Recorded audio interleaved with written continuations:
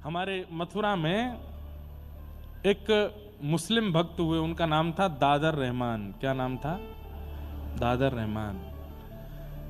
एक मुस्लिम परिवार में उनका जन्म हुआ। दूर दूर तक ठाकुर जी से कोई संबंध नाता नहीं था उनका। मदरसा पढ़ने के लिए जाते थे, लेकिन बड़े सीधे थे। हमने कहा ना कि निष्कपटता बहुत आवश्यक है जीवन में। सब लोग इधर देखो, ध्यान से सुनो, ध्यान से सुनो। मन में कभी कभी चिंतन होता है कि जिसका कभी भजन नहीं हुआ, जिसने कभी नाम जप नहीं किया, जिसके संस्कारों में भक्ति नहीं, उसके चित्त पर ठाकुर जी कभी कभी इतना असर कैसे कर देते हैं। भाई देखो, हम हिंदू हैं, कोई मुस्लिम है, कोई किसी बिरादरी से है, कोई किसी जाति से है या किसी समुदाय से है, पर छल कपट ईर्षा द्वेष अभिनिवेश अहंता ममता ये तो सबके जीवन में होता है। छल कपट निर्मल मन ये तो सबके जीवन में होता है। ठाकुर जी ने ये नहीं कहा कि हिंदू ब्राह्मण कुल में जन्म लोगे तो मेरी प्राप्ति होगी। ठाकुर जी कह रहे हैं निर्मल मन जन सो मोहि पावा। सो मोहि पावा का मतलब है सर्वव्यापकता। जिसके मन में ये निर्मल मन जिसका होगा, मोह कपट छल छिद्र ना भावा, छल छिद्र जिसके चित्त में नहीं है वो चाहे जो हो मुझे प्राप्त कर लेगा। तो दादर रहमान छल कपट से रहित थे, मन बड़ा निर्मल था इनका। भले ही मुस्लिम परिवार में जन्मे थे, लेकिन ईद आदि के मौके पर जब हिंसा होती थी तो ये अपने घर में छुप करके बैठते, बहुत रोते। इनकी माँ बोलती क्यों रोते हो, मुझसे देखा नहीं जाता, आप जीव को क्यों मारते हो, उसको भी तो जीने का अधिकार है। कोई व्यक्ति हमारे पेट को भरने के लिए थोड़ी जीवित होगा। एक तो होता है कि आप प्रयास कर रहे हो ठाकुर जी को प्राप्त करने का, एक होता है ठाकुर जी प्रयास कर रहे हैं आपको प्राप्त करने का। वो बात लागू होती है दादर रहमान के चरित्र में। मथुरा के हैं, रोज अपने मदरसे पढ़ने के लिए जाते हैं।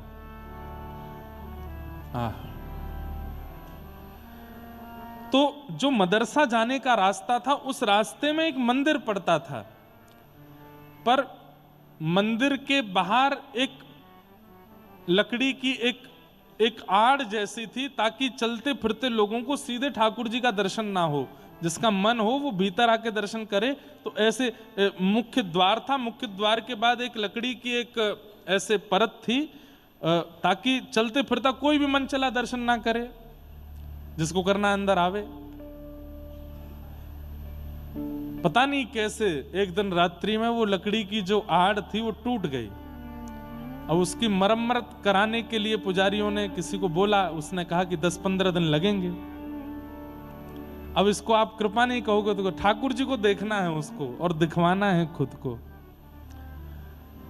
तो कई बार ऐसा होता है कि अन्य मजहब के लोग जब होते हैं, वो दूसरे मजहब के लोगों को देखना चाहते हैं कि भाई ये करते क्या हैं, इनके में क्या हो रहा है। हम लोगों को भी कभी हमारे मुस्लिम लोग जब दिखते हैं तो हम देखते हैं उनकी ओर कि क्या करते हैं, इनके नियम क्या है, इनके कर्म क्या है, क्या क्या कैसे होता है। तो ऐसे ही मंदिर के आगे से रोज निकलते थे, कभी दिखे तो थे नहीं ठाकुर जी। पर आज दादर रहमान छोटा बालक मदरसा पढ़ के लौट रहा था, जैसी उसकी दृष्टि पड़ी अंदर, आज वो दीवार नहीं थी, और तभी त्रिभंग ललित श्याम सुंदर और बगल में किशोरी जी खड़ी हैं। वो झांकी दिखी तो रुक गया, या कहो 4 कदम आगे बढ़ गया था, 3 कदम पीछे आया, फिर देखा और बाहर से ही देखता रहा। और देखते देखते अब ये तो पता ही होता है सब लोगों की, ये ठाकुर जी हैं और ये इनकी प्रियसी श्री किशोरी जी हैं, श्री राधा रानी हैं। इतना तो उसको भी पता था। अच्छा, ये हिंदुओं के भगवान हैं, कितने प्यारे हैं, इनका मुखमंडल कितना सुंदर है, इनके नेत्र कितने प्यारे हैं, इनके गाल कितने सुंदर हैं, इनके हाथ कितने सुंदर हैं, ये खड़े कितने प्यारे हैं, कैसे त्रिभंग लली ऐसे बन के खड़े हैं। वो बस ये, उसको कुछ और नहीं पता है, वो केवल झांकी देख रहा है।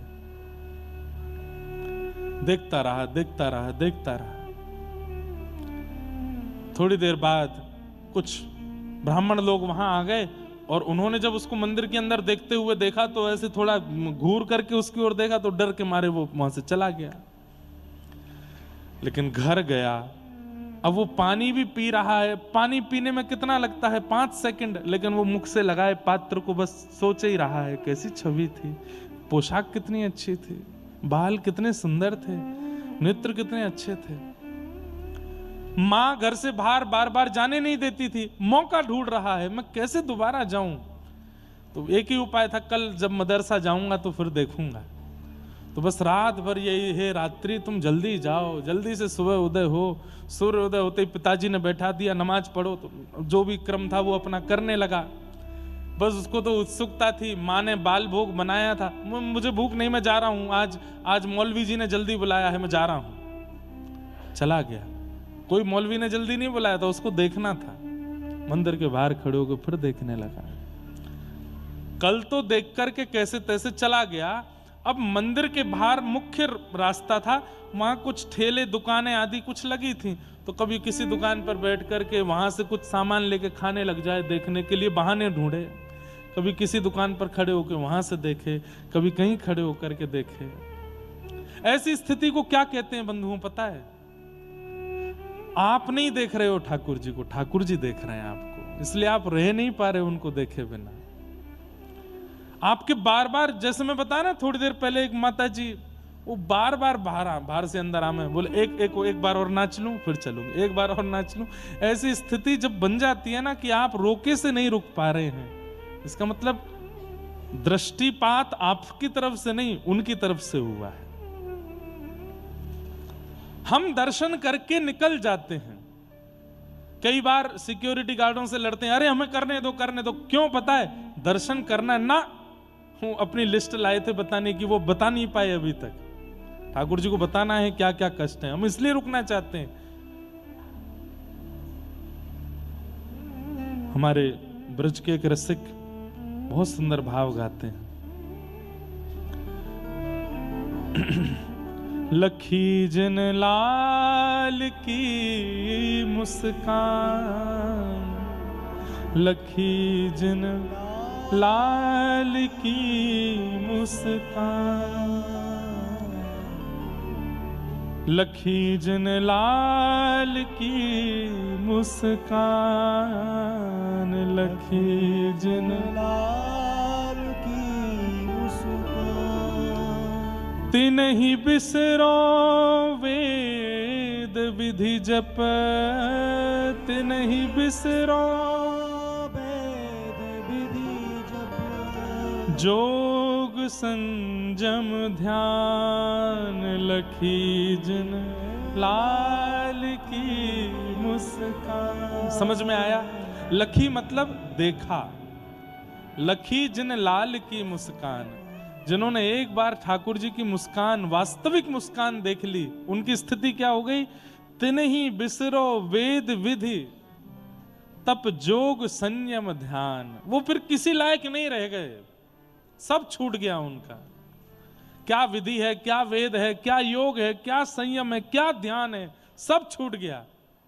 लखी जिन लाल की मुस्कान, लखी जिन लाल की मुस्कान। नेम व्रत आचार पूजा पाठ गीता ज्ञान, नेम व्रत आचार पूजा पाठ गीता ज्ञान। रसिक भगवत द्रगदयसी, रसिक भगवत ऐच के मुख म्यान, ऐच के मुख। लखी जिन लाल की मुस्कान, लखी जिन लाल की मुस्कान। रसिक भगवत द्रगदई असी ऐंच के मुख ध्यान, मुख म्यान। अब इस भाव को कैसे समझोगे? श्री भगवत रसिक देव जी कह रहे हैं कि अपने होठ रूपी अपने होठ रूपी धनुष बाण से ठाकुर जी ने ऐंच करके, म्यान खींच करके, अपनी मुस्कान रूपी बाण चला करके मुझको घायल कर दिया है। अब मुझे और कुछ समझ नहीं आ रहा है, मुझे और कुछ नहीं दिख रहा है। लखी जन लाल की मुस्कान, लखी जन लाल की मुस्कान। दादर रहमान की स्थिति यही हो गई। अब तो मदरसे का समय हो गया, समय पूरा हो गया। बालक वापस लौट के घर जाने लगे और दादर रहमान वहीं खड़े खड़े ठाकुर जी को देख रहा है। एक इनके चाचा का बेटा था, उसका नाम था कासिम। उसने आकर के देखा, तू आज वहां नहीं आया? मौलवी जी पूछ रहे थे। तो अपने आंसू पोंछे, आंखें लाल पड़ी थी। नहीं कुछ नहीं, बस ऐसे ही थोड़ा बुखार था। बुखार था तो घर पे होता, तो यहां क्या कर रहा है? बाजार में घूम रहा है। कासिम को बुलाया, बोले इधर आओ, मुझे ना कोई अच्छा लग गया है। और क्यों लग गया है मुझे नहीं पता है। अब मुझे डर भी लग रहा है कि कहीं ये अच्छा लगना बुरा तो नहीं है। बोले कौन अच्छा लग गया है? अपने बगल में अपने चाचा के भाई को, बेटे को खड़े, कासिम को खड़े करके बोले वो अच्छा लग गया है। सामने देखा जैसे त्रिभंग लली श्याम सुंदर। कासिम बोला, अरे बाप रे, तू क्या कर रहा है? तू इसको देख रहा था सुबह से? बोला हाँ। अरे अब मुझे शब्द नहीं पता वो लोग क्या बोलते हैं। बोले पाप लगेगा, चल यहां से। लेकर के गए, बोले कि इसका पता नहीं चलना चाहिए तेरे पिता को और मेरे पिता को। घर में किसी को भी पता चला तो हम लोगों को काट दिया जाएगा, मार दिया जाए। तुझे पता नहीं है कितना बड़ा अपराध है ये? बोले इसमें अपराध क्यों है? वो कितने सुंदर हैं, तूने देखा उनको? उनके मुख देखे, उनके गाल देखे, नेत्र देखे, कितने सुंदर हैं। और उनकी जो प्रियसी राधा रानी, उनकी तो मैं क्या कहूं, वो कितनी सुंदर थी। ये सुंदर हैं तो ये देखने में क्या अपराध हो सकता है? कासिम बोला, देख खबरदार, तू खुद कुछ कर रहा है अपराध, मुझसे भी करवाएगा। नहीं करना, नहीं देखना। मैं घर पे नहीं बताऊंगा, लेकिन कल से मत करना ये सब। कासिम को कुछ खाने के लिए कुछ चीज अच्छी लगती थी बाजार की, तो दादर रहमान वो खरीद लाया। अपने चचेरे भाई को वो सामग्री दी खाने की, खुश हो गया। अरे वाह, तू मेरे लिए लाया? बोले कि मैं तुझे एक शर्त पे दूंगा। बोले क्या?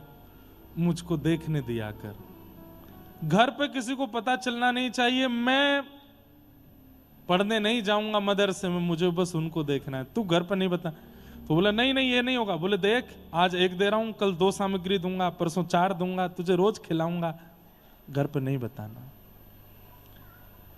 कैसी अद्भुत लीला है। तो कासिम घर पे ना पता चले इसकी पूरी व्यवस्था करता था।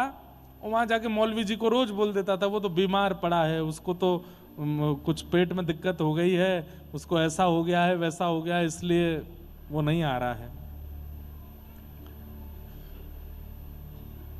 4-5 दिन निकलने के बाद कासिम बोले, देख आज मौलवी जी कह रहे थे अगर दादर नहीं आया तो मैं उसके घर जाके देख के आऊंगा उसको, भाई क्यों नहीं आता है वो। तो दादर रहमान दूसरे दिन चला गया पढ़ने। 4-5 दिन बाद तो मौलवी जी ने बैठाया, बोले कहाँ था तू, क्या था, क्या कर रहा था? तो सब उसने झूठ वूठ बोल के किया। अचानक से उसने पूछ लिया, बोले मौलवी जी एक बात बताइए। बोले क्या? ये काफिरों के भगवान को अगर देख लेते हैं तो उससे कुछ होता है क्या? तो मौलवी जी बोले ऐसा क्यों पूछते हो तुम, देखा है क्या तुमने? नहीं मैंने देखा नहीं, बस पूछ रहा हूं। हम मथुरा में रहते हैं, यहाँ चारों तरफ उनके मंदिर हैं, कभी दिख जाए तो, और बड़े उन्होंने नियम बता दिए, ये ऐसे नमाज करना, फिर ये करना, ये वाला क्रम करना पड़ेगा, वहां तुम्हारा तीर्थ है वहां जाकर के ये करना पड़ेगा, और ऐसा कर रहे हो तब जाकर के उसका जो पाप होगा वो निकलेगा। दादर रहमान बोला बहुत कठिन है, नहीं करना मुझे। मैं देखने में ही राजी हूं, ज्यादा से ज्यादा पाप ही लगेगा, मरने के बाद जहन्नुम में जाना पड़ेगा। बोले मरने के बाद ही तो जाएंगे, जब तक जीवित हूं तब तक देख लेता हूं, जहन्नुम ही तो जाना पड़ेगा, देखना नहीं छोड़ पाऊंगा।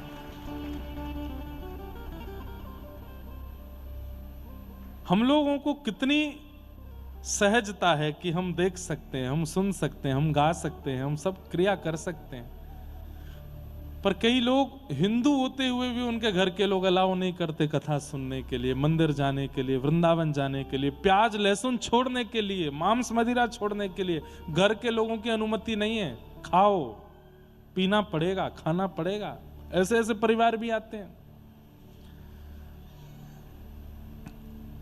कासिम ने एक दिन कहा, बोले देख तेरा बहुत ज्यादा हो गया है ये, तू रोज रोज यहाँ खड़े खड़े और तू रोने लग गया आजकल, तू वहां रोता रहता है, ऐसे में ठीक नहीं है, मैं तेरे पिताजी को बता दूंगा।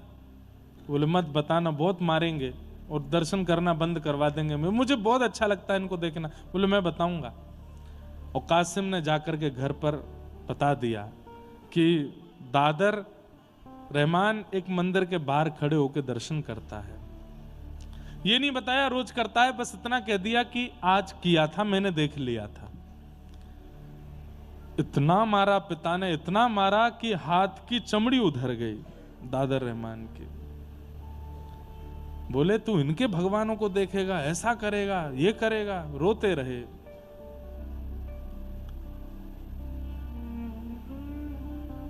घर में बंद कर दिया। बोले अब तू नहीं जाएगा पढ़ने के लिए। माँ ने समझाया, बोले कि हम मथुरा में रहते हैं, यहाँ चारों तरफ हिंदू ही हैं, अगर किसी की संगति में आकर के उसने गलती कर दी तो आप इतना क्यों मार रहे हैं उसको। तो उन्होंने समझाया, बोले एक दो दिन नहीं करूंगा ऐसा तो ये बिगड़ जाएगा, करने दो। माँ पूछती है पानी पियोगे? बोले नहीं। भोजन करोगे? बोले नहीं। दर्द हो रहा है तेरे हाथ में लग गई? बोले नहीं। तो फिर? माँ आंखों में दर्द हो रहा है। बोले क्यों? उनको देखना है। माँ तू मेरे साथ चल के देख तो सही, वो कितने सुंदर हैं, उनका स्वरूप, उनका श्रृंगार, उनका तू रूप देखेगी ना माँ, तू भी मोहित हो जाएगी। माँ तो घबरा गई। बोले ये हमारे घर का बेटा, इसको क्या हो गया ये?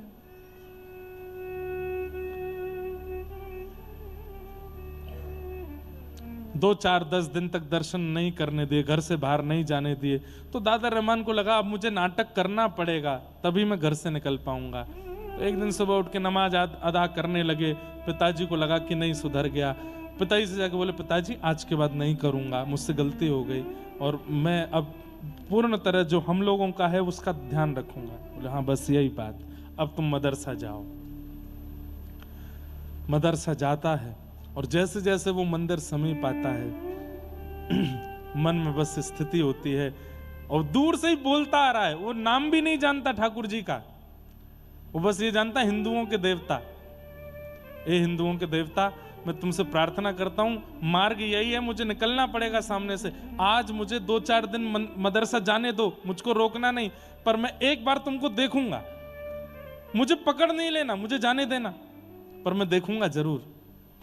और प्रार्थना भी कर रहा है, मुझे रोकना नहीं। पूरे दिन खड़ा कर लेते हो सामने। जैसे ही आया सामने और बड़े डर डर के देख रहा है, और जैसे ही देखा फिर रुक गया, वहीं देखता रहा। देखते देखते आंखों से आंसू, अब तो रोने लगा हाथ जोड़ के कि मैं ये बीच मझधार का कैसे हो गया हूं, मुझे या तो वहीं रहने दीजिए या यहां रख लीजिए, ये बीच में मेरे पिता मुझे मार देंगे, मेरे साथ क्या हो रहा है। पिता को पता चला था कि आज गया है पढ़ने के लिए, तो पीछे से देखने के लिए गए मौलवी से बात करने के, तो रास्ते में ही दिख गया। और जब उस स्थिति में देखा तो सोचो, पहले पता चलने पर जब खाल उधेड़ दी थी तो अब क्या किया होगा। इतना बुरा बर्ताव किया, इतना मारा कि बस प्राण नहीं निकले। पूरा मुख सूज गया, हाथ सूज गए, पैर सूज गए, और तब भी रो रहे हैं दर्द से नहीं कि मैं उनको देखे बिना रह नहीं पा रहा। और वो अपने पिता को समझा रहे हैं, इसमें मेरा कोई वश नहीं है पिताजी, पता नहीं क्यों मेरे नेत्रों को वो सुहा गए। मौलवी बुलाए, झाड़ फूंक करने वाले बुलाए, तंत्र मंत्र करने वाले बुलाए कि हमारे बेटे पर कोई ऊपर का साया है। ये उनके देवता को देखता है। इतने सारे तावीज पहना दिए, गले में हाथों में गंडे पहना दिए, पैरों को सांकर से बांध करके घर में रखा कि वहां चला ना जाए।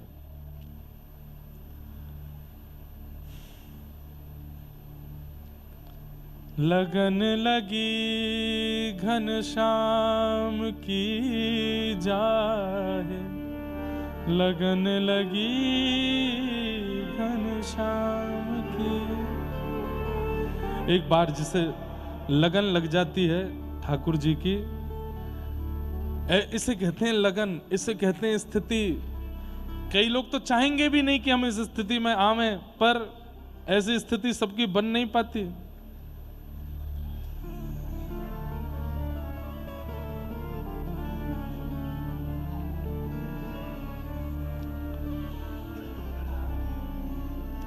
लगन लगी घनश्याम की जाए, लगन लगी घनश्याम की। स्थिति कैसी हो जाती है?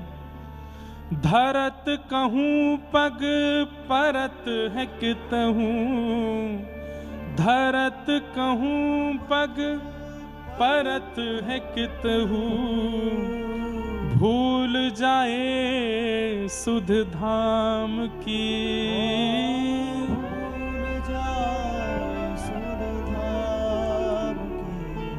पैर रखेंगे कहीं, जाएगा कहीं और।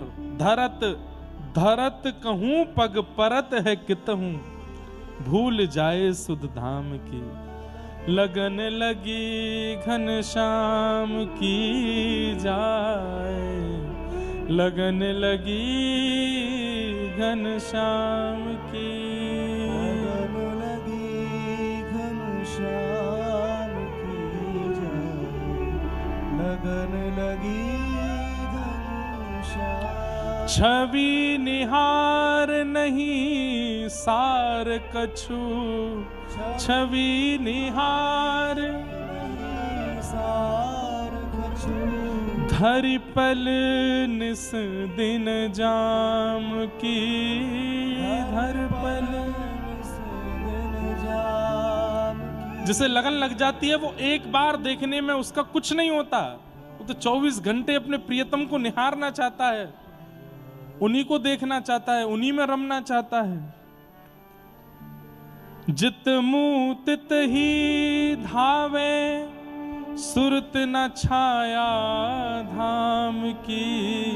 लगन लगी घनश्याम की जाए, लगन लगी घनश्याम की। नारायण बौरी भई डोले, नारायण बौरी मतलब पागल, बेचैन। नारायण बौरी भई डोले, नारायण बौरी भई रही न काहू काम की, रही न लगन लगी घनश्याम की जाहे, लगन लगी घनश्याम की। ऐसी स्थिति हो गई कि अब रह नहीं पा रहे हैं ठाकुर जी के बिना। तब अनेक तंत्र मंत्र वाले आ गए, झाड़ फूंक करने वाले आ गए। अब तो स्थिति ये हो गई, बिना नाम जाने, बिना कोई यज्ञ तप जप जाने, कुछ नहीं पता है रहीम को कि उनकी प्राप्ति के लिए करना क्या पड़ता, कुछ भी नहीं आता है, लेकिन बैठे बैठे बस हंस रहे हैं। पूछते हैं तंत्र मंत्र करने वाले, कौन है तेरे सिर के ऊपर, कौन है? तो बोले घर से निकल के जब मदरसे के रास्ते पर जाओगे तो बाएं हाथ पे एक मंदिर पड़ेगा, वहां जो खड़े हैं वही हैं, वही हैं, तन में, मन में, जीवन में, बुद्धि में, चित्त में, नेत्रों में, बस उनके अलावा कुछ नहीं, उन्हें देखना है बस। अब तो वो प्रार्थना करने लगे ठाकुर जी से कि नाथ अब मैं नहीं रह पाऊंगा, अब मेरी स्थिति कुछ ऐसी हो गई है कि मैं कुछ जानता भी नहीं आपके बारे में, मुझे आपका नाम भी स्पष्ट नहीं पता, बस देखने की इच्छा है मेरी, अब कृपा करो। और बस एक दिन मौका पा करके पहुंच गए मंदिर के बाहर, प्रतीक्षा कर रहे हैं कि मंदिर खुले, दर्शन हो।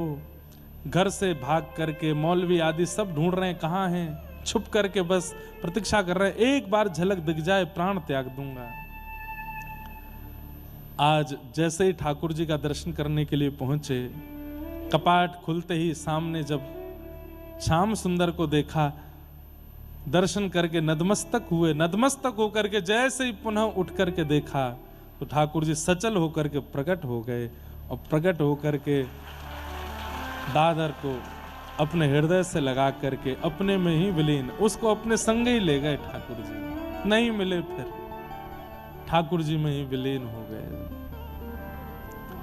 कहां ऐसे भक्त भी हैं जिन्होंने कोई योग नहीं किया, तप नहीं किया, जप नहीं किया, किसी प्रकार का कोई साधन नहीं किया, केवल निहार लिया है और सब कुछ विपरीत होने के बाद भी प्राप्ति कर लेते हैं ठाकुर जी की। और कहां हम लोग हैं, हम सब करते हैं, जप भी कर रहे हैं, एकादशी भी कर रहे हैं, तिलक भी कर रहे हैं, कथा भी सुन रहे हैं, परिक्रमा भी कर रहे हैं, फिर भी हम पर वह अनुग्रह नहीं है। तो इसमें इसका मतलब ये नहीं है, इसका मतलब ये नहीं है कि साधन में कमी है, इसका मतलब ये है कि हम साधन तो कर रहे हैं पर साधन से होने वाले चित्त का जो मार्जन है वो अभी हो नहीं रहा है, इसलिए ठाकुर जी इतना अनुग्रह नहीं कर रहे हैं। अरे भाई, रोज स्कूल जाने से अटेंडेंस भले ही बढ़ जाएगी पर पढ़ोगे नहीं, वहां पर बताई गई जो टीचर के द्वारा बातें उनका ध्यान धरोगे नहीं तो फिर एग्जाम में क्या लिखोगे, वहां तो फेल ही हो जाना है। चित्त की स्थिति पवित्र होना बहुत आवश्यक है, फिर अनेक साधनों से भी कोई लाभ नहीं होगा अगर स्थिति पवित्र नहीं है तो, चित्त पवित्र नहीं है तो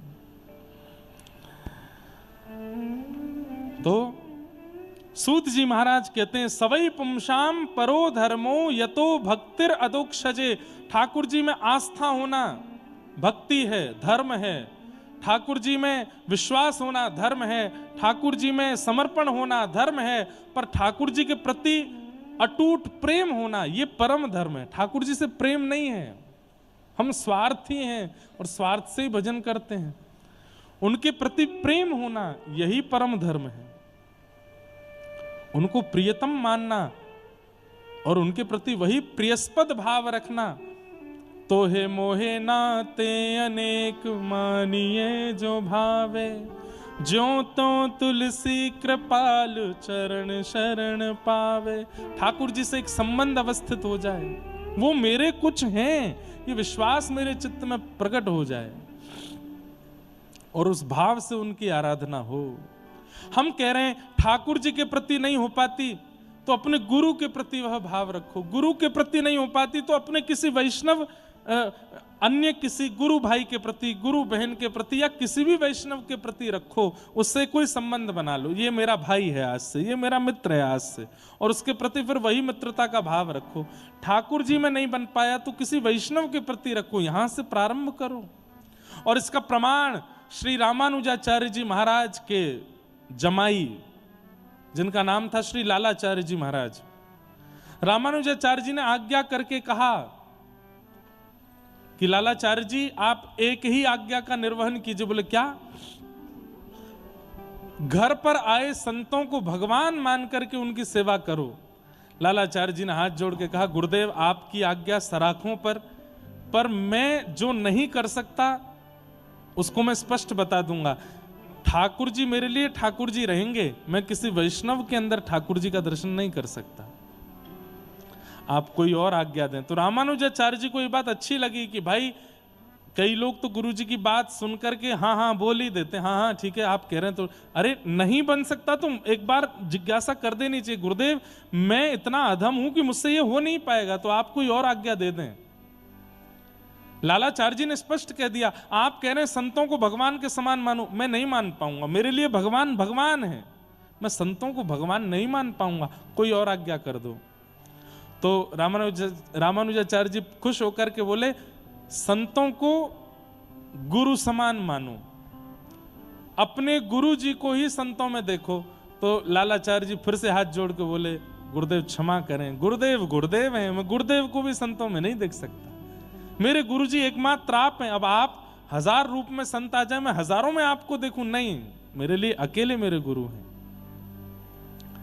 रामानुजाचार्य जी बोले हम तुम्हारी निष्ठा से प्रसन्न भी हो रहे हैं, लेकिन तुम आज्ञा ही नहीं मान रहे हो। बोले एक बार और कुछ प्रयास करो।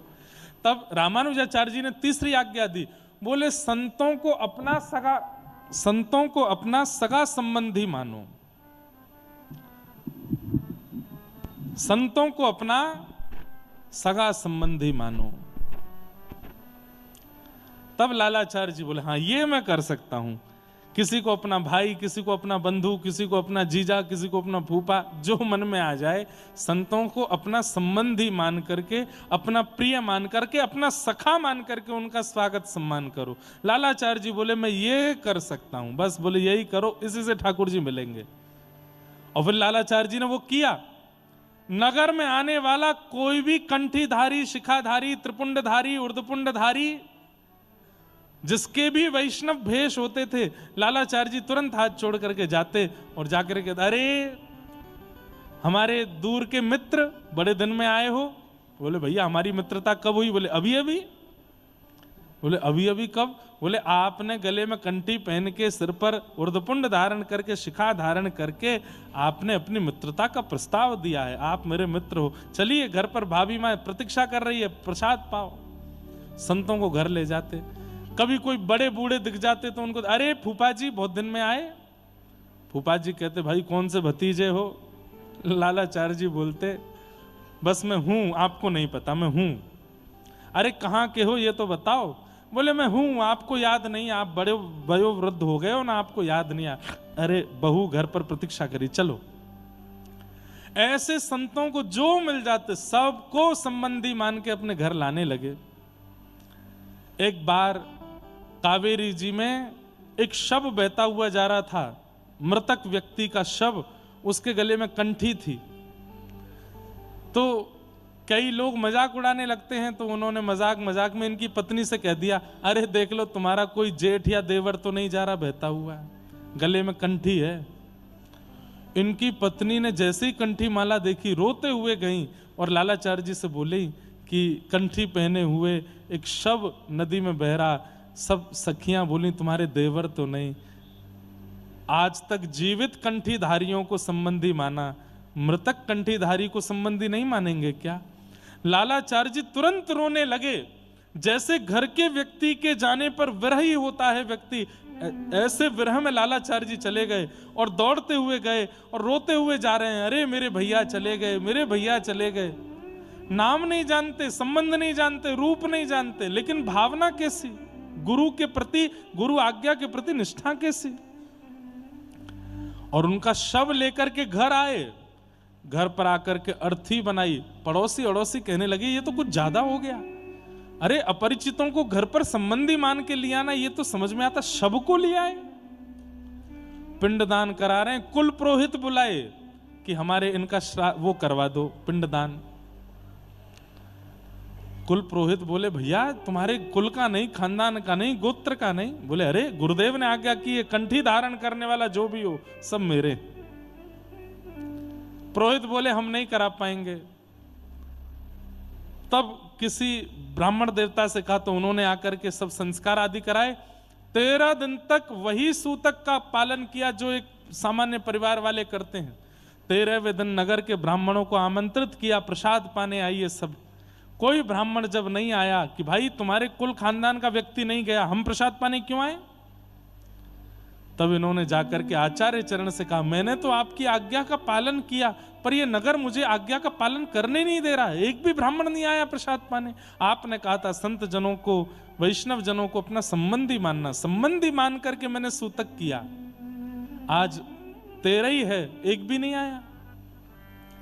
रामानुजाचार्य जी ने ठाकुर जी से प्रार्थना की, बोले इनके विश्वास की रक्षा करो नाथ, कहीं अविश्वास ना हो जाए।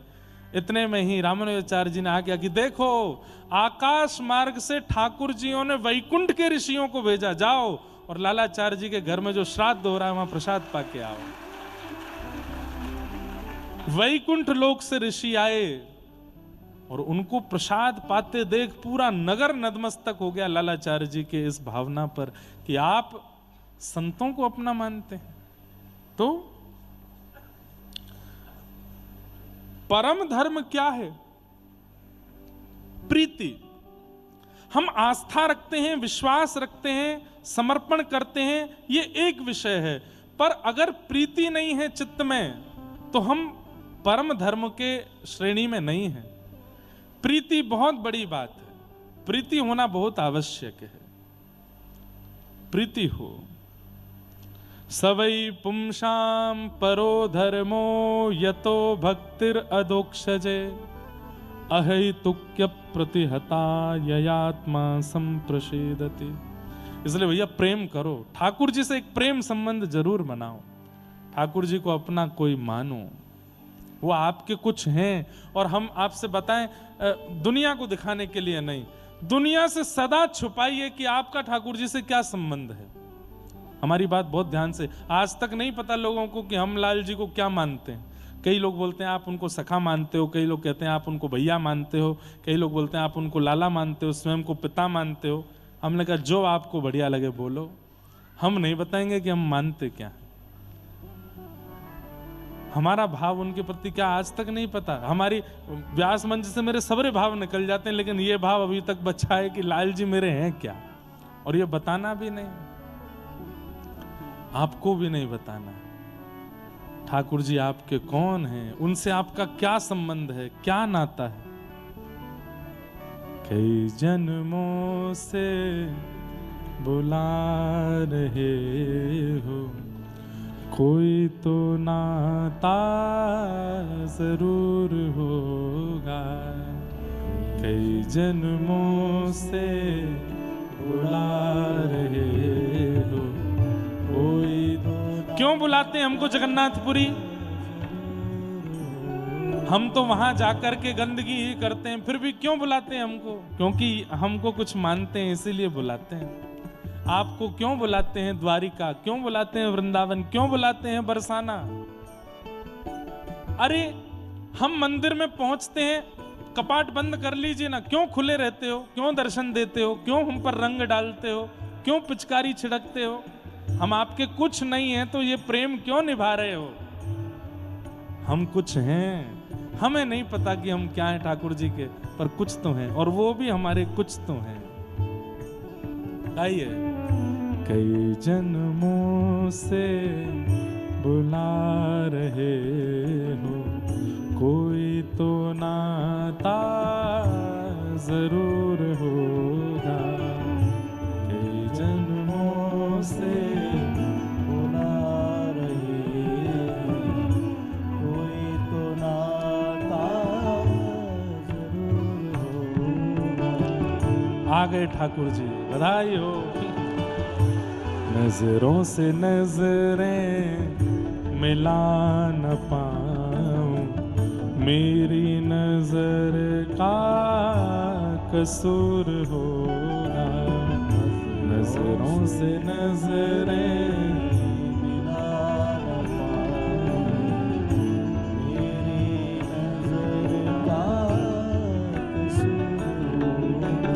कभी बुलाते हो वृंदावन में, कभी बुलाते हो मधुवन में, कभी बुलाते हो वृंदावन में, कभी बुलाते हो मधुवन में, कभी बुलाते हो वृंदावन में, कभी बुलाते हो मधुवन में, कभी बुलाते हो वृंदावन में, कभी बुलाते हो मधुवन। कितनी अच्छी पंक्ति है।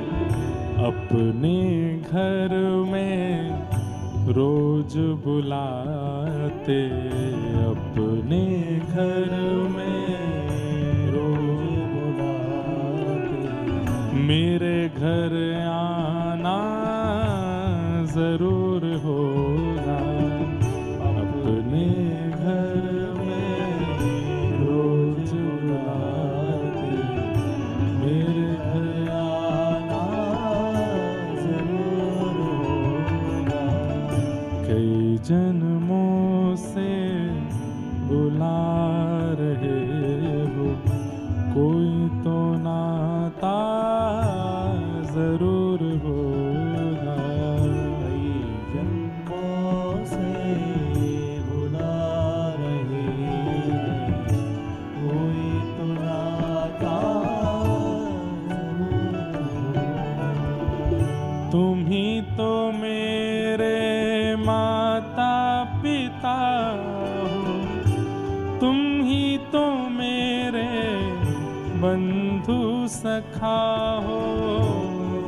तो मेरे माता पिता हो, तुम ही तो मेरे बंधु सखा हो। तुम ही तो मेरे माता पिता हो, तुम ही तो मेरे बंधु सखा हो। तुम ही तो मेरे माता पिता हो, तुम ही तो मेरे बंधु सखा हो। कितने रिश्ते तुम संग जोड़े, तुमने रिश्ते तुम संग जोड़े। कोई तो नाता जरूर होगा। कितने रिश्ते तुम संग जोड़े, कोई तो नाता जरूर होगा। राधा रानी को कन्हैया बड़ो प्यारो, मनमोहन मुरली वारो। गाइए। राधा रानी को कन्हैया बड़ो प्यारो।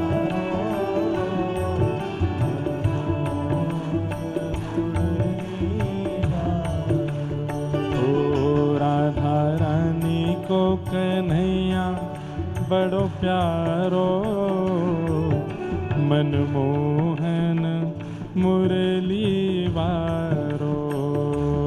राधा रानी को कन्हैया बड़ो प्यारो, मनमोहन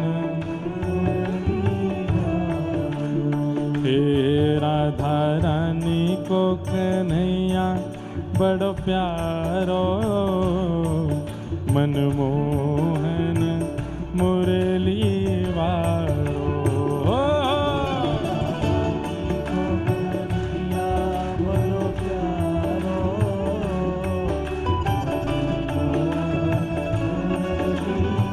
करताल बजा के गाओ राधा रमण लाल की।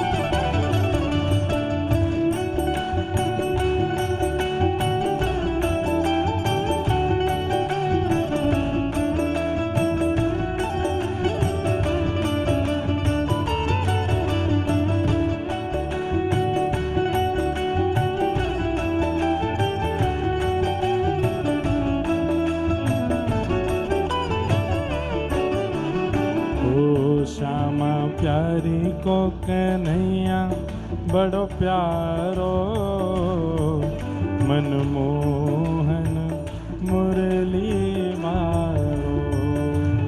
राधा रानी को कन्हैया बड़ो प्यारो,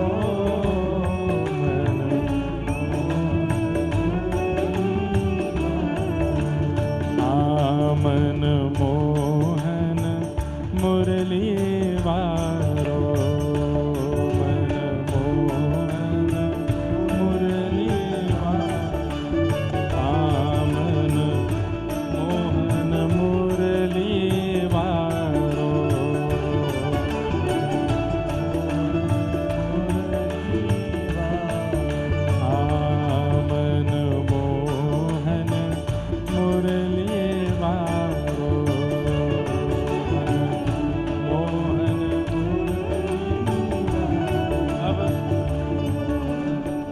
रसिया इतना सुंदर है। हमारे माता जी गौशाला वाले पूज्य महाराज जी का है और उनका ग्रंथ यहाँ है तो सही, पर देने वाला कोई है नहीं मंच पे। रसियाओं का इतना सुंदर रास रसिया हैं महाराज जी के, अगर मिलता तो हम पूरा गाते, लेकिन अब वो मिल ही नहीं रहा है तो फिर क्या गाएं आगे। एक ही लाइन बार बार गा देते हैं। राधा रानी को श्यामा प्यारी को, राधा रानी को कन्हैया बड़ प्यारो, मन मोहन मुरली वारो। राधा रानी को कन्हैया बड़ प्यारो, मन मोहन मुरली वारो। राधिका गोरी, राधिका भोरी,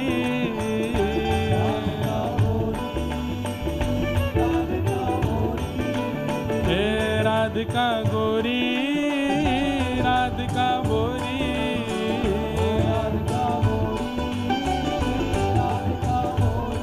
ओ ब्रज में, ओ ब्रज में, ओ ब्रज में रतन राधिका गोरी,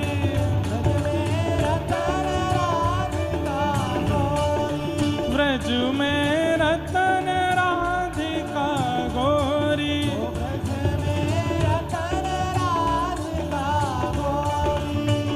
राधिका गोरी, राधिका गोरी,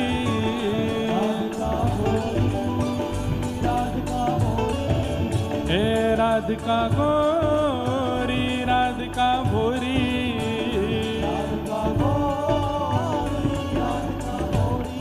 ओ ब्रज में, वृंदावन में, ओ ब्रज में